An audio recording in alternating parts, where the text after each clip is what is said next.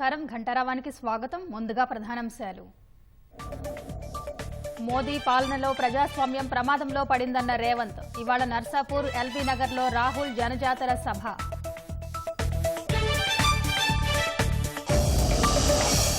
ఐదు నెలల్లోనే పరిస్థితులు ఎందుకు తారుమారయ్యాయి? ఇచ్చిన ఏ హామీని కాంగ్రెస్ అమలు చేయలేదని కేసీఆర్ విమర్శ.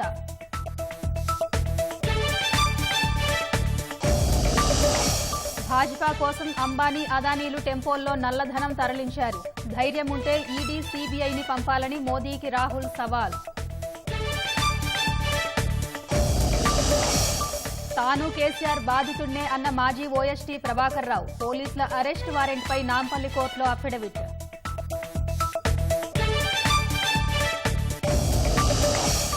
వలసల కట్టడికి కొత్త నిబంధనలు అమల్లోకి తెచ్చిన ఆస్ట్రేలియా. ఉన్నత చదువు కోసం వచ్చేవారి కనీస బ్యాంకు నిల్వ 16 లక్షలకు పెంపు.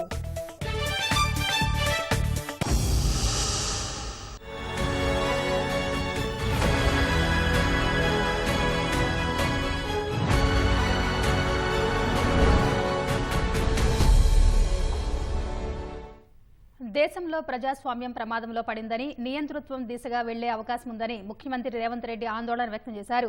రిజర్వేషన్లను రద్దు చేసేందుకు భాజపా కుట్ర చేస్తుందని రేవంత్ రెడ్డి పునరుద్ఘాటించారు. ఇచ్చిన హామీలు నెరవేర్చకుండా దేవుళ్ల పేరు చెప్పుకుని ఓట్లడుగుతున్నారంటూ దుయ్యబట్టారు.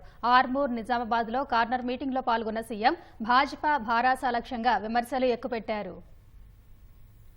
లోక్సభ ఎన్నికల ప్రచార గడువు 2 రోజుల్లో ముగుస్తుండటంతో అధికార పార్టీ జోరు పెంచింది. ముఖ్యమంత్రి రేవంత్ రెడ్డి సుడిగాలి పర్యటనలు చేస్తున్నారు. పసుపు బోర్డుపై నిజామాబాద్ రైతుల్ని భాజపా నమ్మించి మోసం చేసిందని ముఖ్యమంత్రి రేవంత్ రెడ్డి ఆరోపించారు. నిజామాబాద్ లోక్సభ అభ్యర్థి జీవన్ రెడ్డికి మద్దతుగా ఆర్మూర్లో రోడ్ షోలో పాల్గొన్న సీఎం భాజపా భారాస లక్ష్యంగా విమర్శలు గుప్పించారు. భాజపా నుంచి ఎంపీలుగా ఎన్నికైన వారు నియోజకవర్గానికి చేసిందేమీ లేదని సీఎం మండిపడ్డారు. ఆర్మూర్ రైతులు ఉత్తరాది కర్షకుల మాదిరిగా పోరాడారని సూచించారు. భాజపా నేతలు దేవుడి పేరుతో ఓట్లడుగుతున్నారని రేవంత్ రెడ్డి విమర్శలు గుప్పించారు. దేవుడు గుడిలో ఉండాలి, భక్తి గుండెల్లో ఉండాలి. వాడే అసలైన హిందువు తప్ప బజార్లో పోడితే దేవుడి బొమ్మ పెట్టి ఓట్లు అడుక్కునేటోడు బిచ్చపోడైతాడు తప్ప భక్తుడు ఎట్లయితాడు?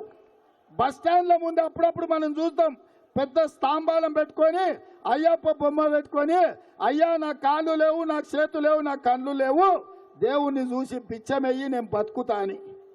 అట్లనే ఇవాళ బీజేపీ వాళ్ళు బొచ్చల ఓట్లు అడుగుతున్నారు. ఇంతకు మించిన దుర్మార్గం, ఇంతకు మించిన హిందూ ధర్మాన్ని వంచడం ఎక్కడైనా ఉంటుందా? అందుకే మిత్రులారా, ఇవాళ మన ధర్మాన్ని కాపాడుకోవాలి, మన రైతులను ఆదుకోవాలి, మన పసుపు బోర్డు తెచ్చుకోవాలి, మన చక్కెర పరిశ్రమ తెరుచుకోవాలి అంటే పెద్దలు జీవనన్న గెలవాలి.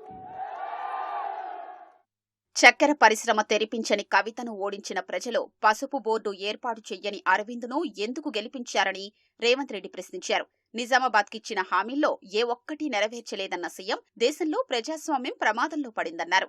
రిజర్వేషన్లను ఎందుకు రద్దు చేయాలని చూస్తున్నారో ప్రజలకు చెప్పారంటూ అరవింద్ను, ప్రధాని మోదీని రేవంత్ రెడ్డి ప్రశ్నించారు. నేను ఇవాళ అడుగుతున్న ధర్మపురి అరవింద్ గారిని, ఈ దేశ ప్రధానమంత్రి నరేంద్ర మోడీ గారిని, ఎందుకు మీరు బీసీల రిజర్వేషన్లు రద్దు చేయాలనుకుంటారు? 2021లో మీరు లెక్కించాల్సిన జనాభాను మీరెందుకు లెక్కించలేదు? బీసీల కులగణన చెయ్యడాన్ని మీరెందుకు అడ్డుపడుతున్నారని నేను అడుగుతున్నా.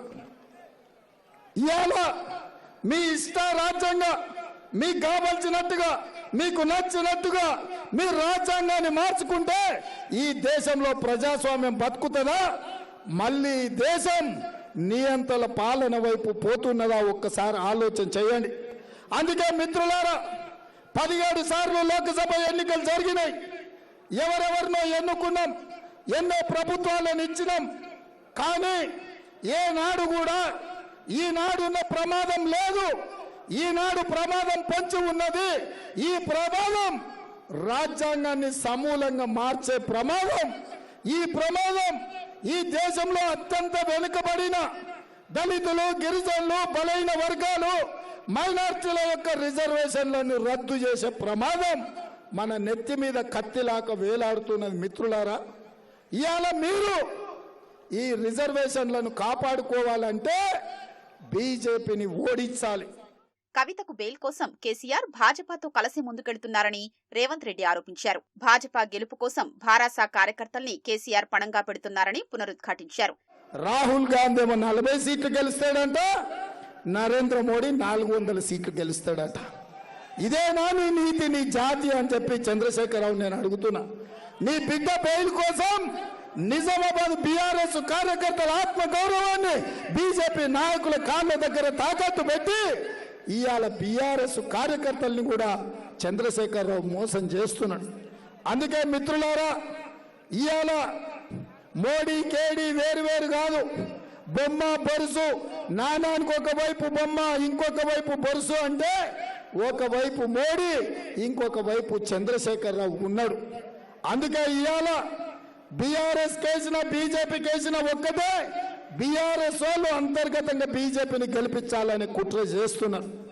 అందుకే ఇవాళ మీ సమస్యలు తెలిసినోడిగా, మీ సమస్యల్ని పరిష్కరించేవాడిగా, నేను కూడా మీ సోదరుడిగా, మీ అన్నగా, మీ బిడ్డగా నిజామాబాద్ రైతాంగం సమస్యల్ని పరిష్కరించడానికి, మీరు పండించే చెరుకు పరిశ్రమను తెరవడానికి, గల్ఫ్ కార్మికులను ఆదుకోవడానికి, బీడీ కార్మికులకు పెన్షన్ ఇవ్వడానికి, ఈ ప్రాంతాన్ని అభివృద్ధి చెయ్యడానికి నేను అండగా నిలబడతా.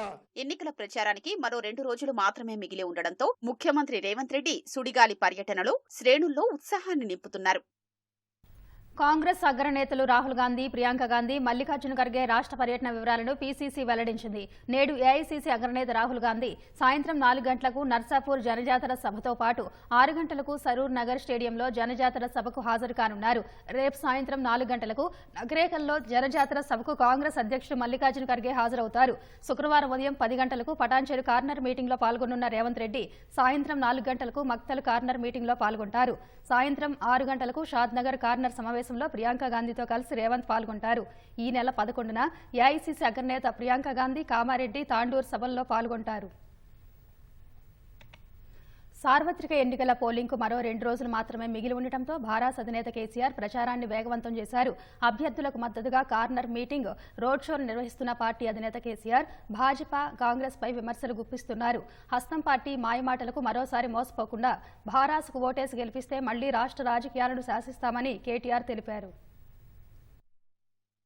అసెంబ్లీ ఎన్నికల్లో కాంగ్రెస్ నేతలు అరచేతిలో వైకుంఠం చూపారని, ప్రజలను మోసపుచ్చి అధికారం చేపట్టాక ఏ హామీని అమలు చేయలేదని భారాస అధినేత కేసీఆర్ ధ్వజమెత్తారు. 6 గ్యారంటీలు కాదు 420 హామీలను కాంగ్రెస్ ఇచ్చిందన్న ఆయన ఒక్క ఉచిత బస్సు ప్రయాణం తప్ప ఏం నెరవేర్చలేదని అన్నారు. కాంగ్రెస్ అధికారంలోకి వచ్చిన 5 నెలల్లోనే పరిస్థితులు తారుమారయ్యాయని మెదక్ జిల్లా నర్సాపూర్, దుండిగల్, పటాన్చెరులో జరిగిన రోడ్ షోలో కేసీఆర్ విమర్శించారు. అనేక హామీలు అరచేతిలో వైకుంఠం చూపించినట్టుగా ఒక్కొక్కరికి ఒక్కొక్క రకమైన హామీ ఇచ్చినారు. విద్యార్థులకు 5 లక్షల కార్డు ఇస్తామన్నారు. రైతు కూలీలకు కూడా నెలకు 1200 రూపాయలు ఇస్తామని చెప్పినారు. ఫ్రీ బస్సు పెట్టి ఆటో రిక్షా కార్మికుల నోర్లు కొట్టినారు. సాగునీళ్లు లేవు. మిషన్ భగీరథ బ్రహ్మాండంగా పట్టణంలో 1 రూపాయికే కనెక్షన్ ఇచ్చి, గ్రామాలలో రూపాయి కూడా లేకుండా ప్రతి ఇంటికి నల్లా ఇచ్చి, పుష్కలంగా వచ్చిన భగీరథ మంచినీళ్లు కూడా మాయమైపోయినాయి. ఎక్కడికి పోయినాయి ఆ నీళ్లు? కరెంట్ ఎక్కడికి పోయింది? 5 నెలలనే ఇంత ఆగమాగం ఎందుకైతా ఉంది? అరచేతిలో వైకుంఠం చూపిన కాంగ్రెస్ కు అధికారం కట్టబెట్టి ప్రజలు ఆగమయ్యారని మాజీ మంత్రి కేటీఆర్ విమర్శించారు. మరోసారి మోసపోకుండా లోక్సభ ఎన్నికల్లో భారాసాను 12 స్థానాల్లో గెలిపిస్తే మళ్లీ ప్రభుత్వాన్ని శాసించే సత్తా కేసీఆర్ కు వస్తుందని నాగర్ కర్నూలు జిల్లా కల్వకుర్తి, అచ్చంపేటలో రోడ్ షోలో వ్యాఖ్యానించారు. 6 గ్యారంటీల అబద్దాల హామీలిచ్చిన హస్తం పార్టీకి బుద్ధి చెప్పాలని కేటీఆర్ పిలుపునిచ్చారు. కాంగ్రెస్ చేతిలో మోసపోయింది. ఇది వాస్తవం. ఓటు చేతికి బెల్లం పెట్టిండ్రు, నోటికి వచ్చినట్టు డైలాగులు కొట్టిండ్రు, ఓట్లు వేయించుకున్నారు. ఇవాళ పత్తా లేదు. జాబ్ క్యాలెండర్ అన్నారు, ఇంకోటి అన్నారు, ఏది దిక్కులేదు. అందుకే నేను అడిగేది ఒకటి, మే 13 తారీఖు నాడు కారు గుర్తు మీద ఓటేసి మాకు 10-12 ఎంపీ సీట్లు అప్పచెప్పండి. 6 నెలల లోపల తిరిగి కేసీఆర్ మంచిర్యాల జిల్లా మందమరిలో కొప్పుల ఈశ్వర్తో కలిసి మాజీ ఎమ్మెల్యే బాల్కసుమన్ ప్రచారం చేశారు. చేవెళ్ల భారాస ఎంపీ అభ్యర్థి కాసాని జ్ఞానేశ్వర్కు మద్దతుగా పరిగి మండలం బాబాపూర్లో మాజీ ఎమ్మెల్యే కొప్పుల మహేష్ రెడ్డి ఓట్లు అభ్యర్థించారు. ప్రచారంలో భాగంగా వరంగల్కు వచ్చిన ప్రధాని జిల్లా అభివృద్ధికి ఎందుకు హామీలు ఇవ్వలేదని భారాస ఎంపీ అభ్యర్థి సుధీర్ కుమార్తో సహా పలువురు నేతలు ప్రశ్నించారు. లోక్సభ ఎన్నికల్లో భాగంగా ప్రధాని నరేంద్ర మోదీ కేంద్ర హోంశాఖ మంత్రి అమిత్ షా తెలంగాణలో పర్యటించనున్నారు. నేడు భువనగిరిలో జరిగే బహిరంగ సభలో భాజపా ఎంపీ అభ్యర్థి బోర నరసయ్య గౌడ్కు మద్దతుగా అమిత్ షా పాల్గొనున్నారు. రేపు నారాయణపేట జిల్లాలో ఏర్పాటు చేసిన బహిరంగ సభకు మోదీ హాజరు కానున్నట్లు భాజపా వర్గాలు తెలిపాయి. మహబూబ్ నగర్ భాజపా ఎంపీ అభ్యర్థి డీకే అరుణకు మద్దతుగా మోదీ ప్రచారం చేస్తారు. పారిశ్రామికవేత్తలు అంబానీ, అదానీలు భాజపాకు టెంపోల్లో నల్లధనాన్ని పంపిన విషయమై దర్యాప్తునకు ఈడీ, సీబీఐలను పంపాలని ప్రధాని నరేంద్ర మోదీకి కాంగ్రెస్ అగ్రనేత రాహుల్ గాంధీ సవాల్ చేశారు. ఇటీవల అంబానీ, అదానీలను రాహుల్ విమర్శించడం లేదన్న మోదీ వ్యాఖ్యలపై ఆయన స్పందించారు. మొదటిసారిగా వారి గురించి ప్రధాని మోదీ బహిరంగంగా మాట్లాడారన్న రాహుల్, మోదీ మీరు కొంచెం భయపడుతున్నారని ఓ వీడియో సందేశంలో పేర్కొన్నారు. ఈ ఇద్దరు పారిశ్రామికవేత్తలు మోదీకు భారీగా నిధులందించారని ఆరోపించారు. కాంగ్రెస్ అధికారంలోకి వస్తే ఆ డబ్బునంతా వివిధ పథకాల కింద ప్రజలకు పంచుతుందని హామీ ఇచ్చారు. రాష్ట్ర వ్యాప్తంగా సంచలనం సృష్టించిన ఫోన్ ట్యాపింగ్ కేసులో కీలక పరిణామం చోటు చేసుకుంది. తాను కేసీఆర్ బాధితున్నేనని స్పెషల్ ఇంటెలిజెన్స్ బ్రాంచ్ ఎస్ఐబీ మాజీ ఓఎస్టీ ప్రభాకర్ రావు సంచలన విషయం వెల్లడించారు. రాజకీయ ఒత్తిళ్లతోనే నల్గొండ ఎస్పీ పోస్ట్ నుంచి కేసీఆర్ అనాలోచితంగా బదిలీ చేశారన్నారు. ఫోన్ ట్యాపింగ్ కేసు నమోదైనప్పటి నుంచి అమెరికాలో ఉన్న ప్రభాకర్ రావు ప్రధాన నిందితుడిగా మారిన తర్వాత తొలిసారి కోర్టుకు సమర్పించిన అఫిడవిట్లో కీలక విషయాలు వెల్లడించారు. కేసులో A6గా ఉన్న మీడియా సంస్థ యజమాని శ్రవణ్ రావు అదే తరహాలో కోర్టులో అఫిడవిట్ దాఖలు చేశారు. రాష్ట్రంలో కలకలం సృష్టించిన ఫోన్ ట్యాపింగ్ కేసులో మరో కొత్త అంశం వెలుగులోకొచ్చింది. ప్రధాన నిందితుడిగా ఉన్న ఎస్ఐబీ మాజీ చీఫ్ ప్రభాకర్ రావును అరెస్టు చేసేందుకు వారెంట్ జారీ చేయాలని పోలీసులు నాంపల్లి కోర్టును కోరగా ఆయన న్యాయస్థానంలో మెమో దాఖలు చేశారు. అందులో కీలక విషయాల్ని తెలిపారు. మాజీ ముఖ్యమంత్రి కులం తనది ఒకటే కావడం వల్లే ఎస్ఐబీ చీఫ్ గా నియమించినట్లు పోలీసులు చెబుతున్నట్లుగా అందులో నిజం లేదని, తాను కేసీఆర్ బాధితుడేనని తెలిపారు. అప్పట్లో విపక్ష నేతలకు మద్దతిస్తున్నట్లు తెరాస జిల్లా నేతలు చెప్పగా అక్కడి నుంచి సిఐడికి బదిలీ చేశారని, డీఐజీ నుంచి ఐజీగా పదోన్నతి కల్పించేందుకు 5 నెలలు ఆలస్యం చేశారన్నారు. ఎస్ఐబీలో ఎస్పీగా 10 ఏళ్ల అనుభవం ఉండడం, అప్పటి డీజీపీ సిఫార్సుతోనే ఎస్ఐబీ అధిపతిగా నియమించారని వివరించారు. ఎస్ఐబీ చీఫ్ గా అప్పటి డీజీపీ ఇంటెలిజెన్స్ చీఫ్ పర్యవేక్షణలోనే పనిచేశారని, ప్రతి అంశాన్ని వారి నోటీసులో ఉంచినట్లు చెప్పారు. అక్కడ స్వతంత్రంగా పనిచేసే అధికారం ఉండదన్నారు.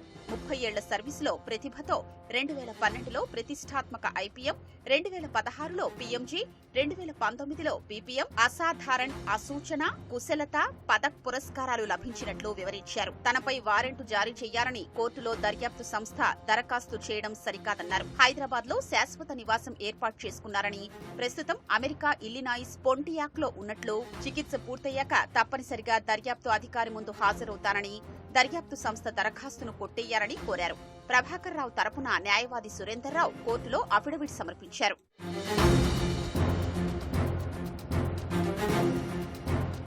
జీవితాన్ని పణంగా పెట్టి తీవ్రవాద, ఉగ్రవాద కార్యకలాపాల అణచివేత కోసం పనిచేసే వారికి లక్ష్యంగా మారినట్లు ప్రభాకర్ రావు తెలిపారు. 30 ఏళ్ల సర్వీసులో 3 కాలం ఆ విభాగంలో పనిచేసి ఐబీ, కేంద్ర హోంశాఖ, ఇతర రాష్ట్రాల ఇంటెలిజెన్స్ శాఖల ప్రశంసలు పొందినట్లు వివరించారు. నైతిక విలువలు పాటించే విషయంలో సహచర పోలీస్ అధికారులు, సీనియర్ల నుంచి ప్రశంసలు పొందినట్లు పేర్కొన్నారు. నాలుకపై ట్యూమర్ వల్ల 2004 నుంచి 10 మధ్య కాలంలో పలు సర్జరీలు చేసుకోవలసి వచ్చిందని, అప్పటి నుంచి క్రమం తప్పకుండా వైద్యుల్ని సంప్రదిస్తున్నట్లు వివరించారు. కోవిడ్ ఇన్ఫెక్షన్ తర్వాత 2023 మార్చిలో గొంతు, ఊపిరితిత్తుల్లో సమస్యలొచ్చాయని, ఉద్యోగ విరమణ చేశాక అమెరికా వెళ్లి పూర్తి స్థాయిలో పరీక్షలు చేయించి చికిత్స పొందాలి అనుకున్నారని, అందుకే అమెరికా పౌరుడైన బంధువు రంగినేని విజయ్ ద్వారా నిపుణులైన వైద్యుని సంప్రదించినట్లు తెలిపారు. మింగళంలో అసౌకర్యం కలగడం సహా అలసట లక్షణాలు కనిపించడంతో భార్యతో పాటు అమెరికా వెళ్లేందుకు గత ఫిబ్రవరి 15న టికెట్లు బుక్ చేసుకున్నట్లు చెప్పిన Prabhakar Rao June 26న తిరిగొచ్చేందుకు ticket book చేసుకున్నట్లు తెలిపారు.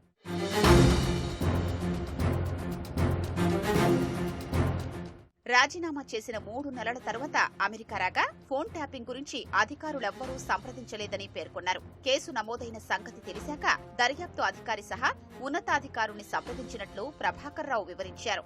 మార్చి 22, 23న దర్యాప్తు అధికారి 23న హైదరాబాద్ పోలీస్ కమిషనర్ పశ్చిమ మండల డీసీపీని ఫోన్లో సంప్రదించి దర్యాప్తునకు సహకరిస్తానని చెప్పినట్లు పేర్కొన్నారు. అమెరికాలో సంప్రదించాల్సిన నెంబర్, మెయిల్ ఐడీలను కోర్టుకు సమర్పించినట్లు చెప్పారు. దర్యాప్తు అధికారుడెవ్వరూ కేసు గురించి సంప్రదించలేదని, కుమారుడు నిశాంతరావు అమెరికా ప్రయాణ కారణాలపై దర్యాప్తు అధికారి అడిగిన సమాచారం అందించినట్లు చెప్పారు. సిఆర్పిసి 91 సెక్షన్ కింద దర్యాప్తు అధికారి అడిగిన సమాచారాన్ని నిశాంతరావు అందించారని, చికిత్స పూర్తయి ప్రయాణం చేయొచ్చని వైద్యులు సూచించిన వెంటనే స్వదేశానికి తిరిగొస్తానని కోర్టుకు సమర్పించిన మెమోలో ప్రభాకర్ రావు పేర్కొన్నారు.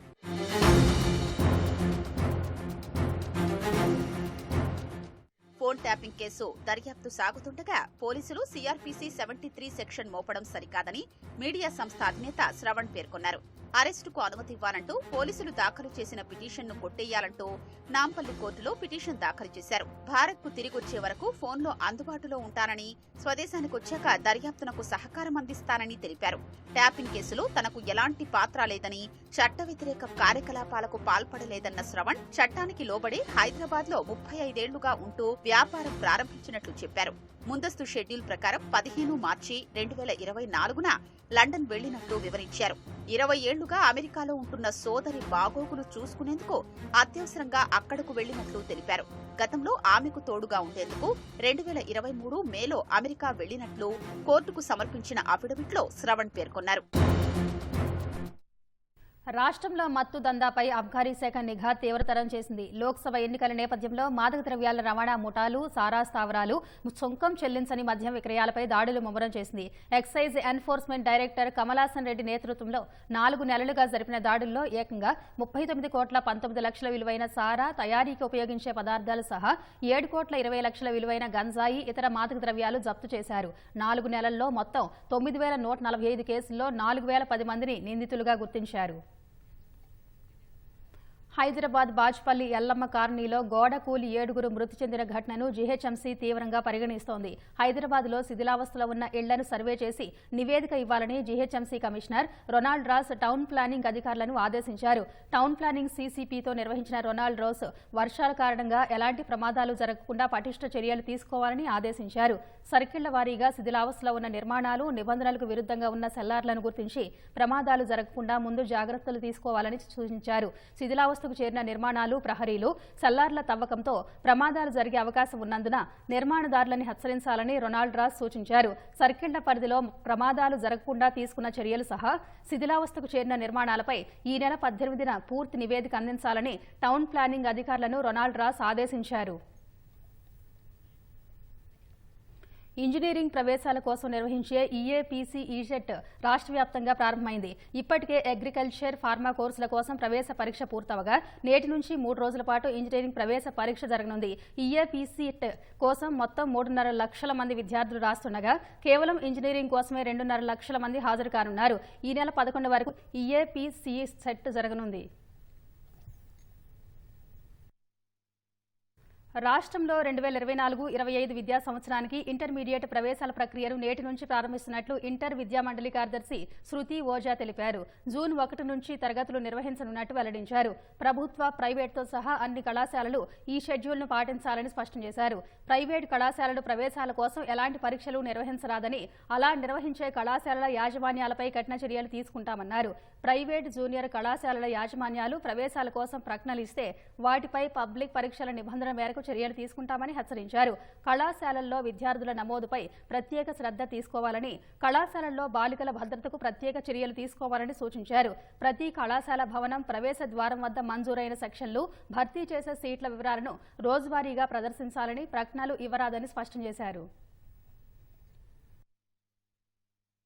బీసీ జాతులకు న్యాయం జరిగే వరకు పోరాటం చేస్తానని అఖిల భారత బీసీ సంక్షేమ సమాఖ్య చైర్మన్ జస్టిస్ ఈశ్వరయ్య తెలిపారు. జాతీయ బీసీ కమిషన్ చైర్మన్ గా ఉన్నప్పుడు కొన్ని జాతులను బీసీ జాబితాలో చేర్చమని కేంద్రంలోని భాజపా ప్రభుత్వం ఒత్తిడి చేసినా ఒప్పుకోలేదన్నారు.